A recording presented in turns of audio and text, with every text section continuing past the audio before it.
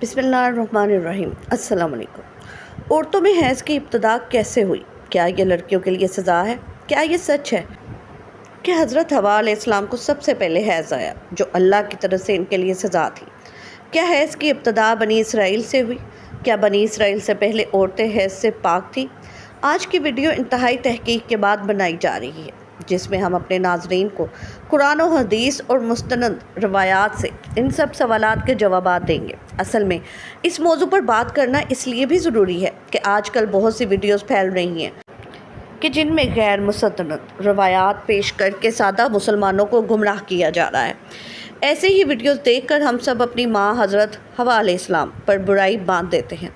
आपसे इल्तमास है कि इस वीडियो को पूरा देखिएगा, ताकि दोबारा कभी कोई भी आपको इस मौजू पर गुमराह ना कर सके। हज़रत अब्दुल्ज़ाक और मसंद इसहाक में हज़रत अब्दुल्ला बिन मसूद रज़ी अल्लाह अन्हु और हज़रत अस्मा बिन अबी बकर से रवायात नकल की गई है कि बनी इसराइल की औरतों को ये इजाज़त थी कि वो भी मर्दों के साथ मस्जिद में नमाज पढ़ा करती थी। मर्दों और औरतों के दरमियान एक पर्दा होता था। फिर एक दिन एक लड़की अपनी एड़ियाँ उठाकर मर्दों में अपने यार को देखने लगी। फिर इसने ये रोज़ाना का मामूल बना लिया। उसकी देखा देखी सभी औरतें अपनी मस्जिद में आती और फिर एड़ियाँ उठाकर पर्दे के ऊपर से गैर मर्दों से ताक झांक में लग जाती। चनाचा इसको मस्जिद में जाने से ऐसे रोका गया कि उन पर हेज़ मुसल्लत कर दिया गया। अब कुछ लोग इस रवायत से ये सबक लेते हैं कि हेज़ की इब्तिदा ही बनी इसराइल से हुई, जो कि गलत है, क्योंकि मुफस्सिरीन इस रवायत की तफसीर में लिखते हैं कि ये हेज़ आम नहीं था, बल्कि बनी इसराइल की औरतों को मस्जिद में गुनाह करने की अल्लाह पाक ने ऐसी सज़ा दी कि 4 महीने तक मुसलसल सुबह शाम वो औरतें हेज़ की कैफियत में नहीं और मस्जिद में आना बंद कर दिया। फिर जब अल्लाह पाक ने उनकी तौबा कबूल की तो ये अज़ाब उन पर से ख़त्म हुआ।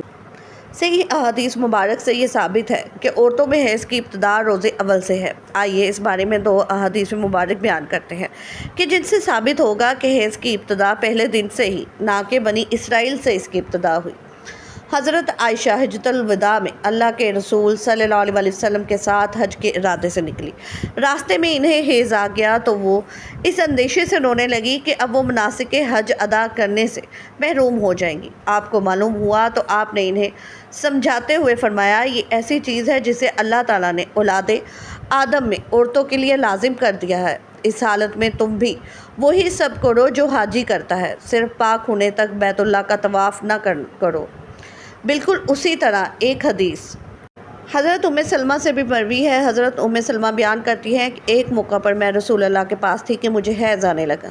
मैं वहाँ से उठ गई। आपने दरियाफ़्त किया तो मैंने बताया कि मुझे हैज़ आने लगा है। आपने फरमाया, ये ऐसी चीज़ है जिसे अल्लाह ताला ने आदम की बेटियों पर लाजिम कर दिया है।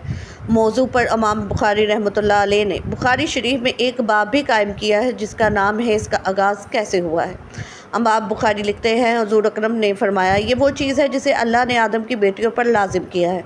इमाम बुखारी मज़ीद लिखते हैं कि बाज़ लोग कहते हैं कि हेज़ का आगाज़ बनी इसराइल से हुआ, जबकि इस मामले में नबी करीम का इरशाद ज़्यादा मोतबर है, चूँकि हज़ूर सल्लल्लाहु अलैहि वसल्लम ने फरमाया कि अल्लाह ने हेज़ को आदम की बेटियों पर लाजिम किया है, इसलिए बनी इसराइल से पहले भी हज़रत आदम की औलाद में हेज़ मौजूद था।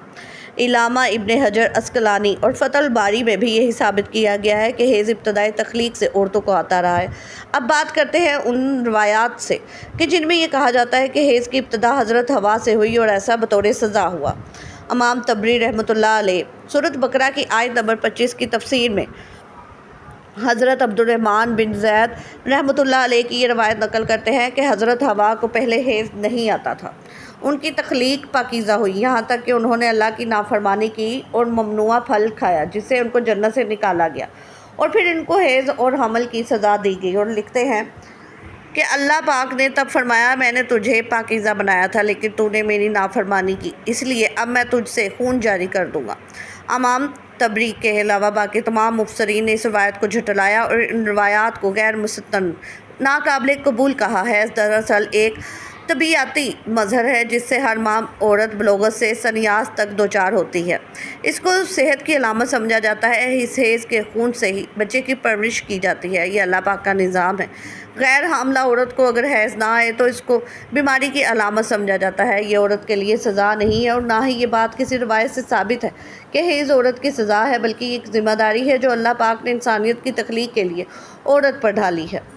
اسی لیے جو عورتیں اس ذمہ داری کو بخوبی نبھاتی ہیں وہ اجر و ثواب کی مستحق ہیں، جیسا کہ حضرت عائشہ رضی اللہ عنہا نے ایک دفعہ حضور پاک سے سوال کیا ہے، اللہ کے نبی مجھے تو لگتا ہے کہ عورتیں پیدا ہی مصیبت جھیلنے کے لیے ہیں۔ حضرت عائشہ کا اشارہ حیض اور حمل کی تکلیف کی طرف تھا۔ حضور پاک مسکرائے اور فرمائے نہیں، بلکہ یہ ایک ایسی چیز ہے جس کے ذریعے بنی آدم کی عورتیں آزمائی گئی ہیں۔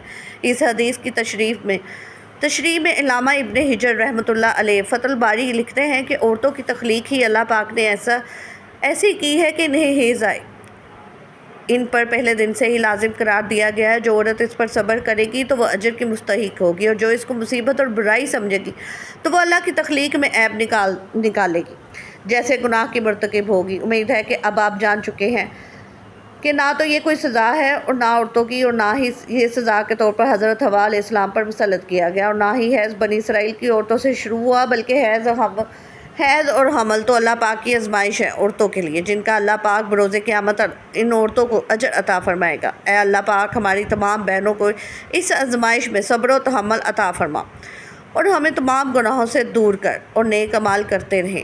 کمنٹ سیکشن میں آمین لکھنا مت بھولیے گا۔ جزاک اللہ۔